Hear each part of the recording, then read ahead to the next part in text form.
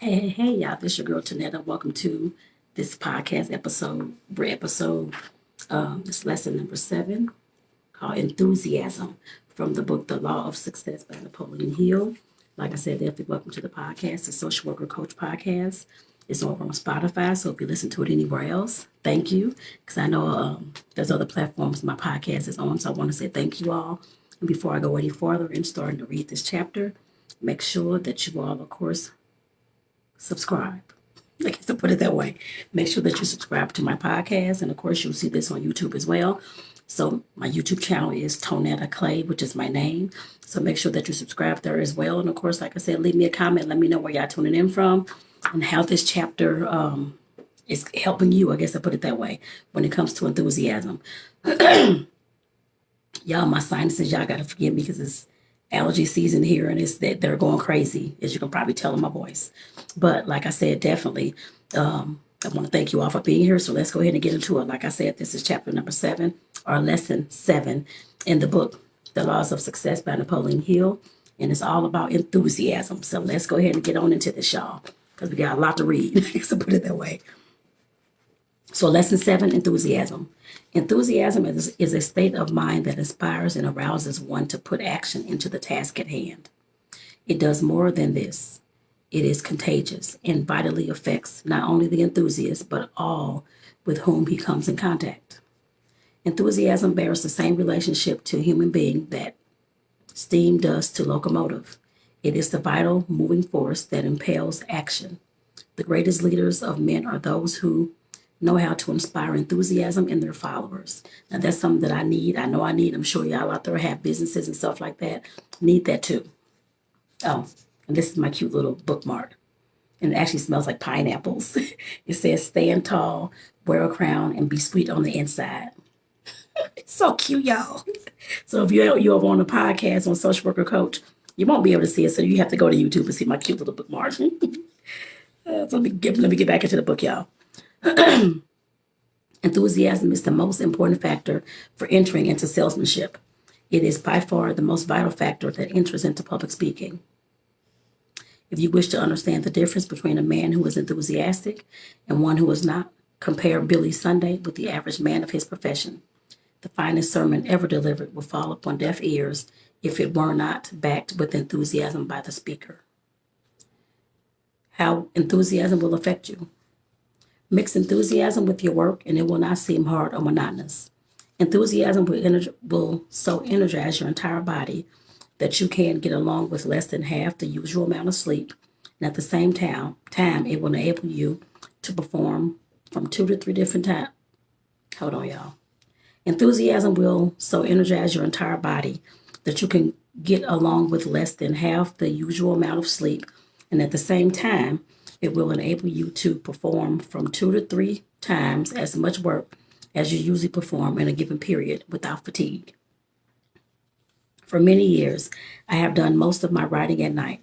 One night while I was enthusiastically at work over my typewriter, I looked out of the window of my study just across the square from the Metropolitan Tower in New York City and saw what seemed to be the most peculiar reflection of the moon on the tower. It was of a silvery gray shade, such as I had never seen before. Upon closer inspection, I found that the reflection was that of the early morning sun and not that of the moon. It was daylight. I had been at work all night, but I was so engrossed in my work that the night had passed as though it were but an hour. I worked at my task all that day and all the following night without stopping, except for a small amount of light food. 2 nights and 1 day without sleep and with but little food, without the slightest evidence of fatigue, would not have been possible had I not kept my body energized with enthusiasm over the work at hand. Enthusiasm is not merely a figure of speech. It is a vital force that you can harness and use with profit. Without it, you would resemble an electric battery without electricity. Enthusiasm is the vital force with which you recharge your body and develop a dynamic personality.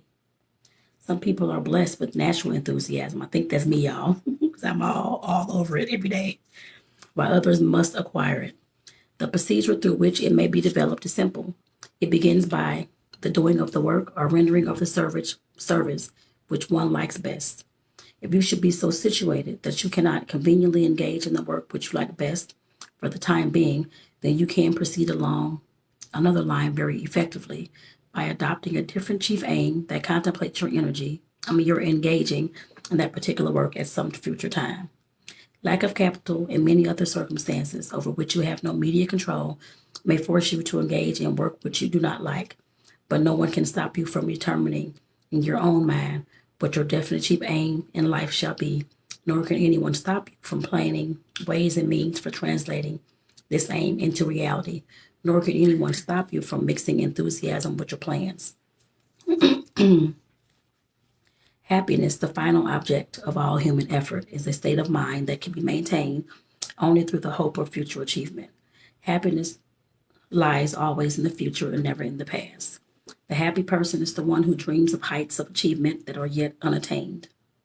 The home you intend to own, the money you intend to earn, a place in the bank, the trip you intend to take when you can afford it, the position in life you intend to fill when you have prepared yourself, and the preparation itself, these are the things that produce happiness. Likewise, these are the materials out of which your definite chief aim is formed. These are the things over which you may become enthusiastic no matter what your present what your present station in life may be. More than 20 years ago, I became enthusiastic over an idea. When the idea first took form in my mind, I was unprepared to take even the first step towards its transformation into reality. But I nursed it in my mind. I became enthusiastic over it as I looked ahead in my imagination and saw the time when I would be prepared to make it a reality. The idea was this. I wanted to become the editor of a magazine based upon the Golden Rule, through which I could inspire people to keep up courage and deal with one another squarely. Finally, my chance came. And on Armistice Day, 1918, I wrote the first editorial for what was to become the material realization of a hope that had lain dormant in my mind for nearly a score of years. With enthusiasm, I poured into that editorial the emotions which I had been developing in my heart over a period of more than 20 years. My dream had come true. My editorship of a national magazine had become a reality. As I have stated, this editorial was written with enthusiasm. I took it to a man of my acquaintance, and with enthusiasm, I read it to him. The editorial ended in these words. At last, my 20-year-old dream is about to come true. It takes money and a lot of it to publish a national magazine. And I haven't the slightest idea where I'm going to get this essential factor, but this is worrying me not at all, because I know I'm going to get it somewhere. As I wrote these lines, I mixed enthusiasm and faith with them. I love that. I had hardly finished reading this editorial when the man to whom I read it, the first and only person to whom I had shown it, said, I can tell you where you're going to get the money, for I'm going to supply it. And he did. Yes, enthusiasm is a vital force, so vital, in fact, that no man who has it highly developed can begin even to approximate his power of achievement. Before passing to the next step in this lesson, I wish to repeat and to emphasize the fact that you may develop enthusiasm over your definite chief aim in life, no matter whether you are in position to achieve that purpose at this time or not. You may be a long way from realization of your definite chief aim, but it will kindle the fire of enthusiasm in your heart and keep it burning. Before very long, the obstacles that now stand in the way of your attainment of that purpose will melt away, as if by the force of magic, and you will find yourself in possession of power that you did not know that you possessed. How your enthusiasm will affect others. We come now to this discussion of one of the most important subjects of this reading course, namely suggestion. In the preceding lessons, we have discussed the subject of autosuggestion, which is self-suggestion. You saw in Lesson 3 what an important part of autosuggestion played. Suggestion is the principle through which your words and your acts, and even your state of mind, influences others. that you may comprehend the far-reaching power of suggestion, let me refer to the introductory lesson in which the principle of telepathy is described. If you now understand and accept the principle of telepathy, which is the communication of thought from one mind to another without the aids of signs, symbols, or sounds, as a reality, you of course understand why enthusiasm is contagious and why it influences all within its radius. When your own mind is vibrating at a high rate because it has been stimulated with enthusiasm, that vibration registers in the minds of all within its radius, and especially in the minds of those with whom you come in close contact with. When a public speaker senses the feeling that the audience is in rapport with him, he merely recognizes the fact that his own enthusiasm has influenced the minds of his listeners until their minds are vibrating in harmony with his own. When the salesman senses the fact that the psychological moment for closing a sale has arrived, he merely feels the effect of his own enthusiasm as it influences the mind of his prospective buyer and places that mind in rapport in harmony with his own.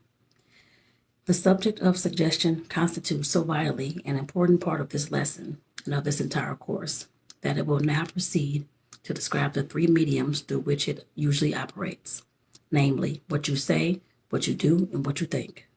When you are enthusiastic over the goods you are selling or the services that you are offering or the speech you are delivering, your state of mind becomes obvious to all who hear you by the tone of your voice.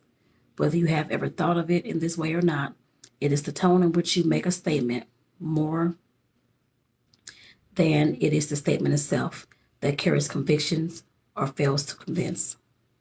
No mere combination of words can ever take the place of a deep belief in a statement that is expressed without burning enthusiasm. Words are but devitalized sound unless colored with feeling that is born of enthusiasm. Here the printed word fails me, for I can never express with mere type and paper the difference between words that fall from unemotional lips without the fire of enthusiasm back of them, and those which seem to pour forth from a heart that is bursting with eagerness and expression. The difference is there, however. Thus, what you say and the way you say it, and the way in which you say it, conveys a meaning that may be just opposite of what is intended. This accounts for many a failure by the salesman who presents his arguments in words which seem logical enough but lack the coloring that can come only from enthusiasm that is born of sincerity and belief in the goods he is trying to sell. His word says one thing, but the tone of his voice suggested something entirely different. Therefore, no sale was made. That which you say is an important factor in the operation of the principle of suggestion, but not nearly so important as that which you do. Your acts will count for more than your words, and woe unto you if the two fail to harmonize. If a man preaches the golden rule as a sound rule of conduct, his words will fall upon deaf ears if he does not practice that which he preaches. The most effective sermon that any man can preach on the soundness of the golden rule is that which he preaches by suggestion when he applies the rule to his relationships with his fellow men. If a salesman of Ford automobiles drive up to his prospective purchaser in a Buick or some other make of car, all the arguments he can present in behalf of Ford will be without effect. Once I went to one of the offices of the dictaphone company to look at a dictating machine. The salesman in charge presented a logical argument as to the machine's merits, while the stenographer at his side was transcribing letters from a shorthand notebook. His arguments in favor of a dictating machine, as compared with the old method of dictating to a stenographer, did not impress me, because his actions were not in harmony with his words. And I greatly understand that. That's trust. That's how you build trust, y'all. Your thoughts constitute the most important of the three ways in which you apply the principles of suggestion, for the reason that they control the tone of your words and to some extent at least your actions. If your thoughts and your actions and your words harmonize, you're bound to influence those with whom you come in contact, more or less toward your way of thinking. We will now proceed to analyze the subject of suggestion and to show you exactly how the principle upon which it operates. As we have already seen, suggestion differs from autosuggestion only in the way we use it consciously or unconsciously when we influence others, while we use autosuggestion as a means of influencing ourselves. Before you can influence another person through suggestion, that person's mind must be in a state of neutrality. That is, it must be open and receptive to your method of suggestion. Right here is where most salesmen fail. They try to make a sale before the mind of the prospective buyer has been rendered receptive or neutralized. This is such a vital point in this lesson that I feel impelled to dwell upon it until there can be no doubt that you understand that principle that I'm describing. I'm glad he's doing that because I need to get some more understanding of this and how this works. When I say that the salesman must neutralize the mind of the prospective purchaser before a sale can be made, I mean that the prospective purchaser mind must be credulous. A state of confidence must have been established, and it is obvious that there can be no set rule for either establishing confidence or neutralizing the mind to a state of openness. Here, the ingenuity of the salesman must supply that which cannot be set down as a hard and fast rule. I know a life insurance salesman who sells nothing but large policies amounting to $100,000 and upward. Before this man even approaches the subject of insurance with a prospective client, he familiarizes himself with the prospective client's complete history, including his education, his financial status, his intricacies, if he has any, his religious preferences, and other data too numerous to be listed. Armed with this information, he manages to secure an introduction under conditions which permit him to know the prospective client in a social as well as busy way. Nothing is said about the sale of life insurance during this first visit, nor the second, and sometimes he does not approach the subject of insurance until he has become very well acquainted with the prospective client. All this time, however, he is not dissipating his efforts. He is taking advantage of the friendly visits for the purpose of neutralizing his prospective client's mind. That is, he is building up a relationship of confidence, so that when the time comes for him to talk life insurance, that which he says will fall upon ears willing to listen. Some years ago, I wrote a book entitled How to Sell Your Services. Just before the manuscript went to the publisher, it occurred to me to request some of the well-known men of the U.S. to write letters of endorsement to be published in the book. The publisher was then waiting for the manuscript. Therefore, I hurriedly wrote a letter to some 8 or 10 men in which I briefly outlined exactly what I wanted, but the letter brought back no replies. I had failed to observe 2 important prerequisites for success. I had written the letter so hurriedly that I had failed to inject the spirit of enthusiasm into it. I had neglected so to word the letter that it had the effect of neutralizing the minds of those to whom it was sent. Therefore, I had not paved the way for the application of the principle of suggestion. After I discovered my mistake, I then wrote a letter that was based upon strict application of the principle of suggestion. And this letter not only brought back replies from all to whom it was sent, but many of the replies were masterpieces and served far beyond my fondest hopes as valuable supplements to the book, for the purpose of comparison to show you how the principle of suggestion may be used in writing a letter, where an important part of enthusiasm plays in giving the written word flesh. The 2 letters are here reproduced. It will not be necessary to indicate which letter failed, as that will be quite obvious. Here's the first letter.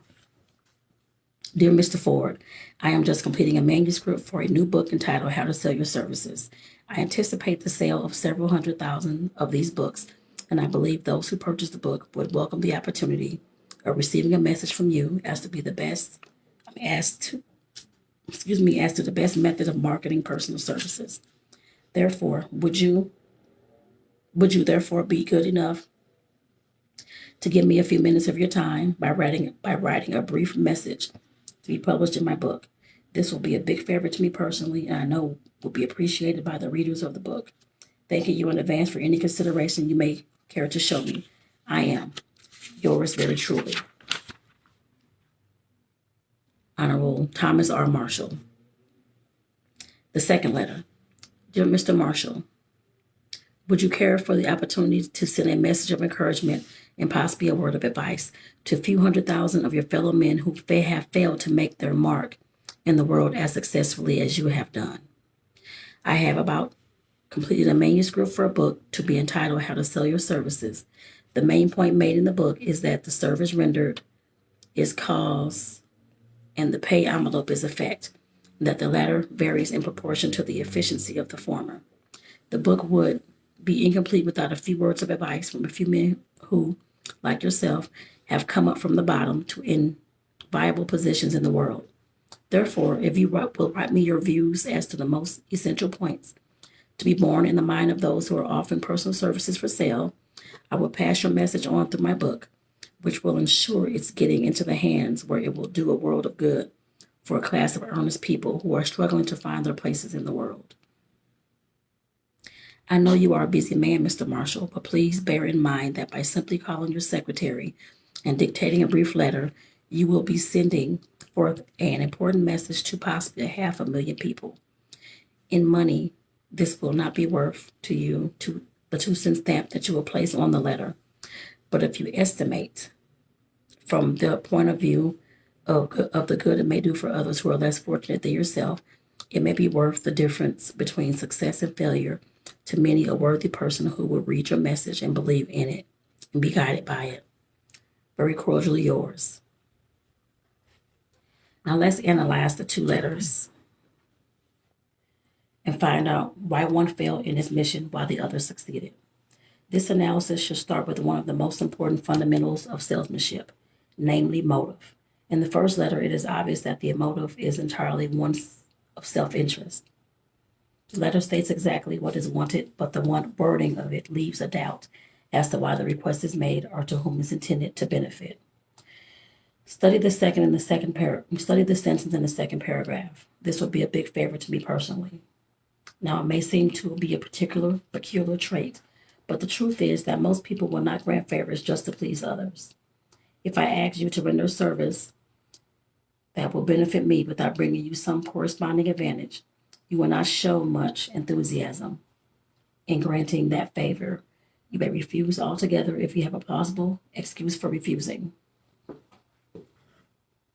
But if I ask you to render a service that will benefit a third person, even though that service must be rendered through me, if that service is of such a nature that it is likely to reflect credit on you, the chances are that you will render the service willingly. We see this psychology demonstrated by the man who pitches a dime to the beggar on the street, or perhaps refuses even the dime, but willingly hands over $100 or $1,000 to the charity worker who's begging in the name of others. But the most damaging suggestion of all is contained in the last and most important paragraph of the letter. Thanking you in advance for any consideration you may care to show me. This sentence strongly suggests that the writer of the letter anticipates a refusal of his request. It clearly indicates a lack of enthusiasm. It paves the way for a refusal of the request. There is not one single word in the entire letter that places in the mind of a man to whom it is sent a satisfactory reason why he should comply with the request. On the other hand, he can clearly see that the object of the letter is to secure from him a letter of endorsement that will help the book sell. The most important selling argument, in fact, the only selling argument available in connection with this request, has been lost because it was not brought out and established as the real motive for making the request. This argument was but faintly mentioned in the sentence. Yeah, the window's open in this loud car. Goodness gracious. This argument was but faintly mentioned in his sentence. I believe those who purchase the book would welcome the opportunity of receiving a message from you as to the best method of marketing personal services. The opening paragraph of the letter violates an important fundamental of salesmanship because it clearly suggests that the object of the letter is to gain some advantages for its writer and does not even hint at any corresponding advantage that may accrue to the person to whom it was sent. Instead of neutralizing the mind of the recipient of the letter, as it should do, it has just the opposite effect. It causes him to close his mind against all argument that follows. It puts him in a frame of mind that makes it easy for him to say no. It reminds me of a salesman, or perhaps I should say, a man who wanted to be a salesman, who once approached me for the purpose of selling me a subscription to the Saturday Evening Post. As he held a copy of the magazine in front of me, he suggested the answer I should make by this question. You wouldn't subscribe for the Post to help me out, would you? Of course I said no. He made it easy for me to say no. There was no enthusiasm back of his words, and gloom and discouragement were written all over his face. He needed the commission he would have made on my subscription had I purchased, no doubt about that. But he suggested nothing that appealed to my self-interest motive. Therefore, he lost the sale. But the loss of this one sale was not the sad part of his misfortune. The sad part was that this same attitude was causing him to lose all other sales, which he might have made had he changed his approach. A few weeks later, another subscription agent approached me.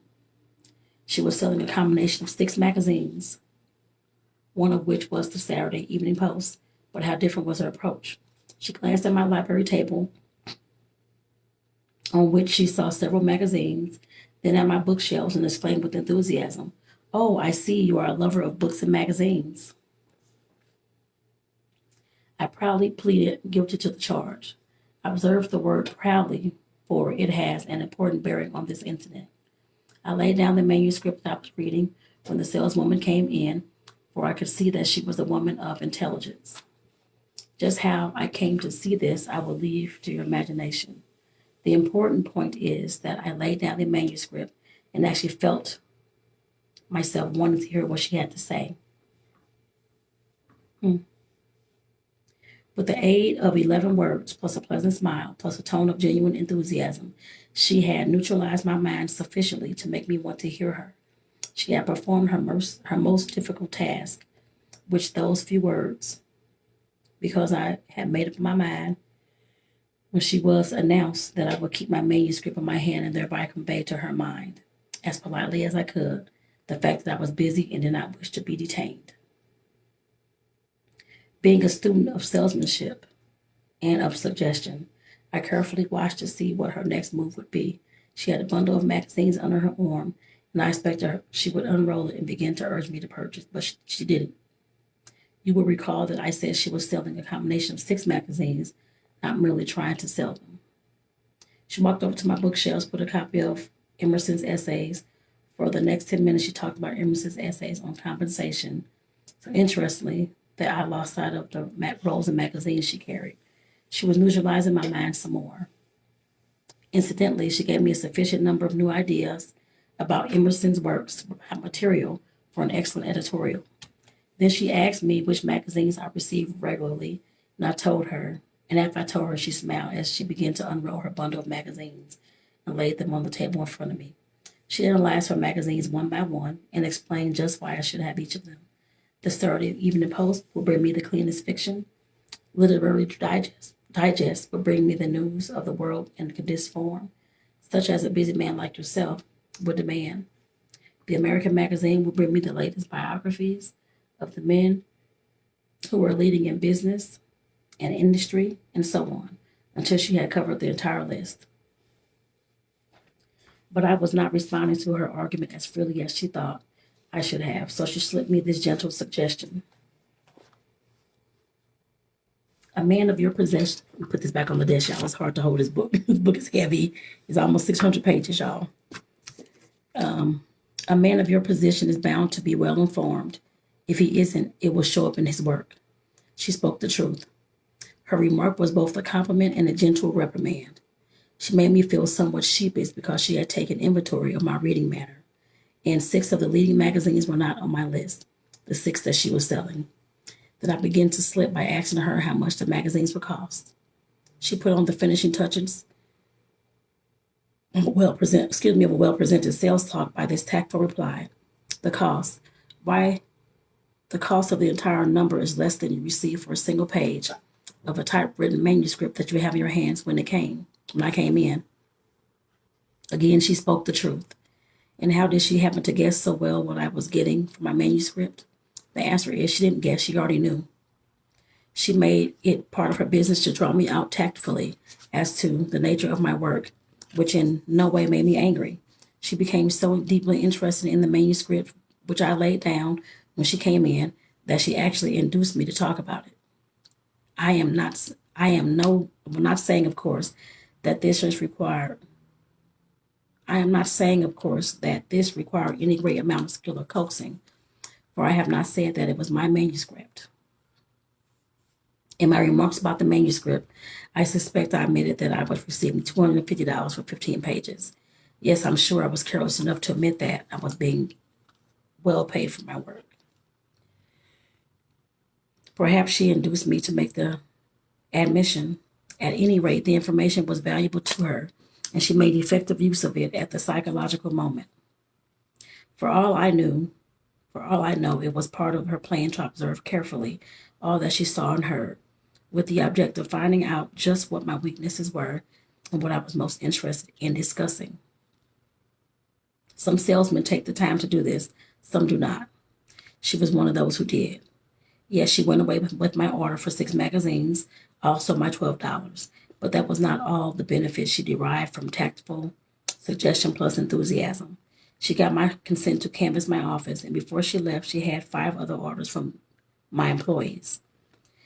At no time during her stay did she leave the impression that I was favoring her by purchasing her magazines.